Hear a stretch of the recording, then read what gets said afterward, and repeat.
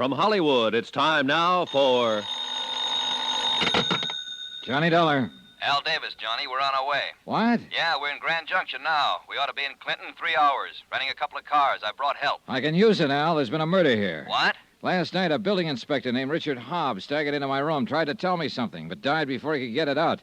He'd been shot 3 times. Now, look, you be careful. Don't do anything until we get there. That's an order. Yes, sir.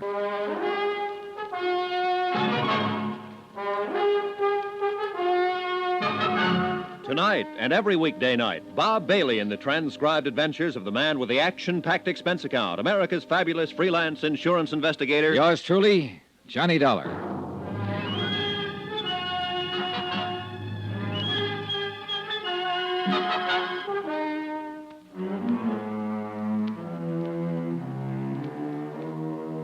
Expense account submitted by Special Investigator Johnny Dollar to the United Adjustment Bureau, 418 West 61st Street, New York City. The following is an accounting of expenditures during my investigation of the Clinton matter. Expense account item 13, 60 cents breakfast. I had it sent up to my room. Right behind the bellhop appeared the tall figure of Sheriff Doherty. How about inviting me for a cup of coffee? Sure. Sit down. Help yourself, Sheriff. Thank you. You know, you're a mighty lucky man. In what way? I was almost holding you for murder, boy. That Hobb fella. Oh, that, yeah. You're looking into it, I suppose. Yep, we're looking into it. I hesitate to ask, but are you getting anywhere? We figure he was shot sometime last night. Found his car downstairs all smeared up. Might have driven in from someplace. Where? We don't know. Well, do you know he blew town when the school fire broke out? We talked to Mrs. Hobb. I talked to her myself. Yeah. Naturally, we want to find out everything we can about this matter. Now, Hobb came up here last night and died in this room of gunshots. Why do you suppose he came here? I never knew the man, Sheriff. I talked to someone who did know him once. She said he'd been a pretty decent man at one time. If you and Chief Hanley and Vic Reed didn't tell him to leave town when that fire broke out, he might have told me himself. His conscience might have hurt him about passing a building that never could have stood an inspection. Go on. He might have heard that I was in town investigating it. He might have gotten sick and tired of the cheap, rotten little schemes here in Clinton and come back to help me straighten it out. You don't think much of our town, do you? Not the way it is, Sheriff. And I don't think much of you. In that case, I'll just try to keep out of your way. Do that. You do the same, Dollar. Here.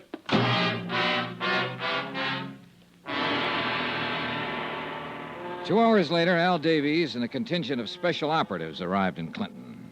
Toby O'Brien from Continental States Insurance. Rob Schwartz and the Minx twins from Columbia Adjustment, giving us a friendly hand. Todd Weaver, who just finished a case with the Canadian Adjusters Limited. Lou Doniger and Thad Thomas from Chicago. A pretty imposing group of expert investigators. Well, Johnny, you look okay. Yeah, still in one piece. Hiya, Thad, Lou. You want to get the door, Toby? Oh, sit down there, sir. Now, this isn't any vacation trip, boys. We're all going to have to roll up our sleeves. All right, Johnny, you want to break it down? Yeah, all right. Well, this is a big one, fellas. If you'll all sit, I'll bring you up to date. Yeah, sure. No, sit right there. 3 days ago, I came here on a tip that building irregularities were suspected in the new school building. The man who tipped the insurance company was the janitor, name of Julian Osborne. I never talked to Osborne because he died in the fire that destroyed that building. I did talk to the man who designed the building. His name is David Baines. He claims none of his specifications were followed in the construction. So that's why it caught fire and went down so fast. His statement right here. Now, I talked to the school principal, Florrie Hawkins. She supports Baines' statement. I wanted most of all to get a statement from the building inspector who passed the building, Richard Hobb. Hobb was murdered last night. No wonder you need help. All right, now, the sheriff, the fire chief, and the building contractor are all in on it. And there are too many leads for one man to follow, too many people for one man to talk to. The sheriff is making an investigation of Hobbs' murder, but we'd better make our own. Now, you, Toby, and you, Thad, Hobbs, your job. Find out everything about him, his bank account, his friends, his troubles, everything. Especially who killed him. His widow's Lucille Hobb. I met her last night. Leave it to him to find the woman. Okay, now. Rob? Yeah? Your man is the building contractor, Roy Vickery. He's big and tough and shrewd, and he talks softly. He owns and runs the whole show, if I'm guessing right. Now take Toby and run Vickery down. Bank accounts, purchase orders, what kind of money he spends, and so on. Jim and Al Minks? All right, you two, find out everything you can about Julian Osborne, the janitor who was burned to death. I want Lou Doniger to stick close to Fire Chief Hanley. Same thing, everything and anything you can get on him. Al, you can handle Sheriff Doherty. The rest of you spread out. Start talking with anybody in town who might know anything. When you find one who's sick and tired of watching their town being run by a pack of hoodlums, send them up here to the room. We'll try to get statements from them making specific charges, Al. Yeah. I want to guarantee every one of them security. So take them down to Denver, give them protection until it's safe to walk the streets here. If that's necessary, I'll arrange it. It's necessary. All right, now report back to me anytime you want. Don't push anybody around. Don't let anybody push you around. Okay, let's get to work.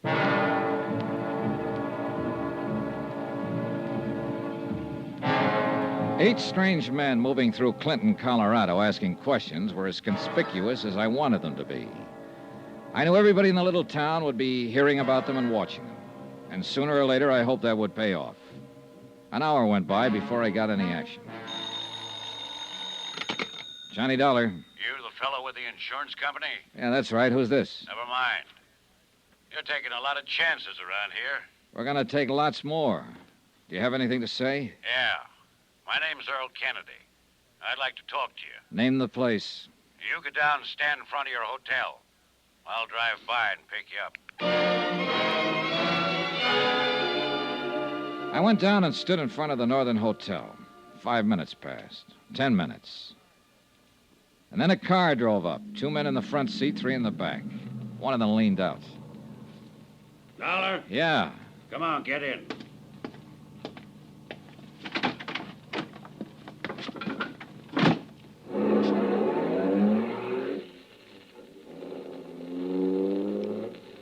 Better turn here, Earl. Head out toward Conifer. Yeah.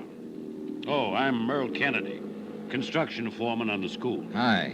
I thought you were going to be alone. Man next to you is Frank Gibson. I'm the city editor of the Clinton Times. Those 3 boys in the back are Chuck Borden, Pete Geiger, and John Newton. They all worked for me on the construction. Hi. We seen the guys you brought into town. Really? Some pretty heavy boys. You know, the town's a little edgy with all that's happened. The fire, the janitor getting burned, murder of Dick Hobb. None of which were caused by any of my investigators. How long are they going to be in town? As long as they have to be. We're going to get to the bottom of all this. How many did you bring in? 8. I'll bring in 80 if I have to. Aren't you talking kind of big? This is a big job. Yeah. This far enough? Turn in here.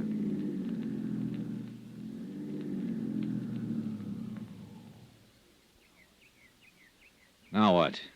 Just want to talk to you. Earl? Yeah. We're all willing to make statements, Dollar. I can charge Vickery with shortchanging the city on materials. These guys in the back seat will tell you the same thing. They came to me to ask my advice. I told them to talk to you, see what kind of man you were. I'll print anything that's the truth. Well, that'd help a lot, Mr. Ibsen. The paper's at your disposal, provided it's the truth. Fair enough. All of you be willing to testify? I am. Okay. Now, a couple of other things. First, about Richard Hobb. You tell him, Frank. Hobb had big ideas, and he played ball with Vickery and the rest of them. It also looks like he was murdered because he was going to try to make it right. Now, about Roy Vickery. He was born here in Clinton, brought up here. He's built about 1/3 of the structures in this town. Every one of them standing today. Every one except the school. Any angle on that? Your insurance, $200,000. Okay. Where can I get a copy of the actual purchase orders used in the building? From Vickery, but I don't think he'd let you have them, if he's still got them. Well, he gave me specifications that look like forgeries. I want the real thing. I'll have to have the real thing. Well, let me look around. Now, when and where do we make the statements? Let's go over to my hotel room and do it right now. Better use the newspaper office. You're probably being watched by now, Mr. Dollar.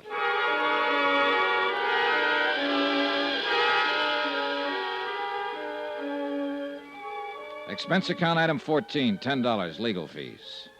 2 hours later, I hired a notary to attest the sworn statements of Earl Kennedy, Frank Gibson, Charles Borden, Peter Geiger, and John Newton. They were damaging statements that would bear considerable weight in a courtroom, but they were not enough to bring the matter before a court. Al Davies was waiting for me when I got back to my hotel room. Hi. Hi. Come here. What is it? We've got friends. Yeah. 1, 2, 3, 7. Mm-hmm.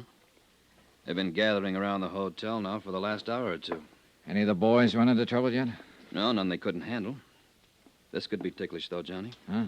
Well, if those down there provoked an open showdown. Yeah, that might be the idea. We aren't ready for anything like that yet. We're getting there. Come in. Well, hello, Sheriff.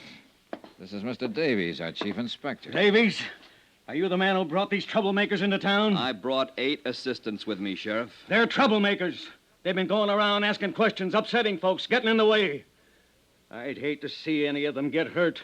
Like with those out there on the street? Those men out there are a group of indignant citizens who came to see me in a body and protested this investigation and the way it's being handled. They look more like hired bully boys, Sheriff.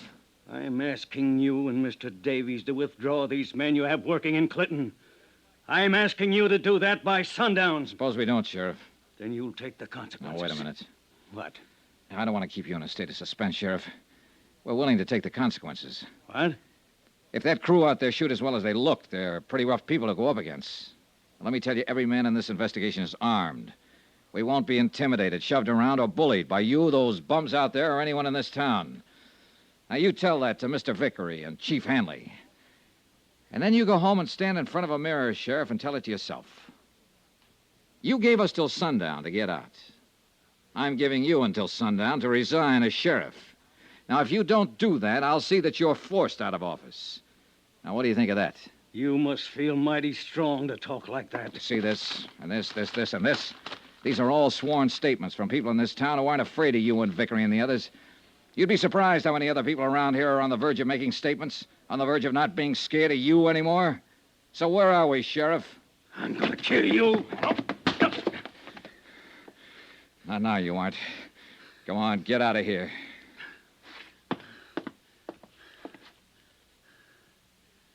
I'll kill you, Dollar.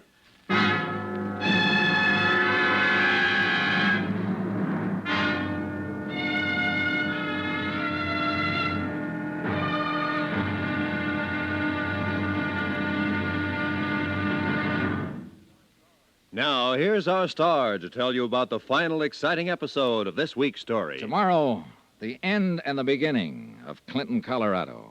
It all happens when the smoke clears. Join us, won't you? Yours truly, Johnny Dollar.